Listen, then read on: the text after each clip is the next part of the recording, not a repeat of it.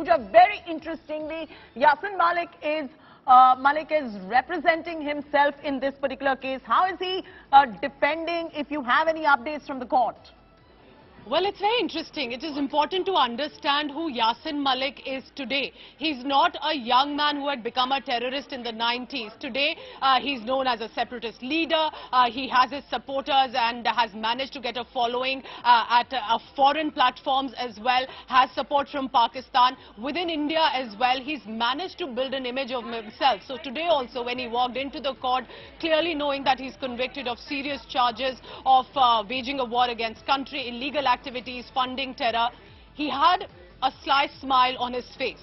He was carrying a file with him. Why was he carrying a file? That is because Yasin Malik is representing himself legally today. He's chosen not to have a lawyer represent himself. He was, of course, given the option, but then, because he was representing himself, an amicus curiae was appointed by the court who could explain the charges to Yasin Malik as his procedure, tell him the consequences, to which he has now also decided to come forth and defend himself. How is he defending? One of the reasons he's defending is possibly trying to escape death penalty. And it's very interesting. I want to tell you here, apart from the Gandhian angle that he has brought in, he has also said that, you know, give me the punishment that you think you want to give. So he's, of course, trying to come across as he's some sort of a hero, because that is how he got opportunities to project himself as. But it is important to put in perspective that today he may not be directly using weapons, but he has used them in the past, and that background is also important to be considered. So he's fought the case today. He's put forth his defense. He said to the lawyer, you decide whatever punishment that you want to give. And you rightly mentioned that there are certain factions that are painting him like some hero, like some Gandhian of sorts as well. But we must all remember, the man is a convicted terrorist.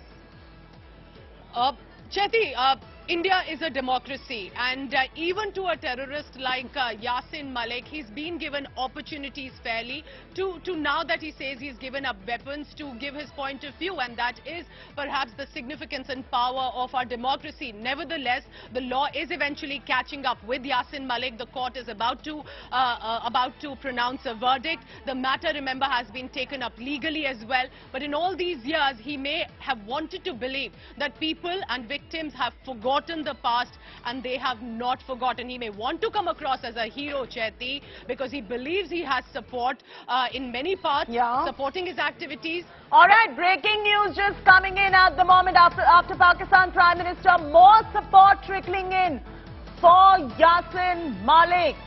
Yasin Malik is a hero, remember, for Pakistan, but for Indians, he'll always be a convicted terrorist. Now there is more support coming in for the separatist Yasin Malik.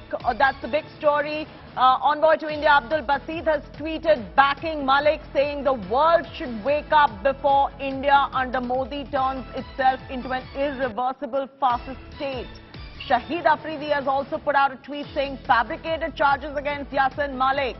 So there is more support coming in for a man who is convicted terrorist. And you know, Pooja, since you were mentioning the amount of charges against him, the kind of crimes against humanity that he has committed as well, and when you see these factions coming out there and putting out this support, openly tweeting in support of Yasin Malik, I guess the world will remember who these supporters are and the separatist sympathizers are.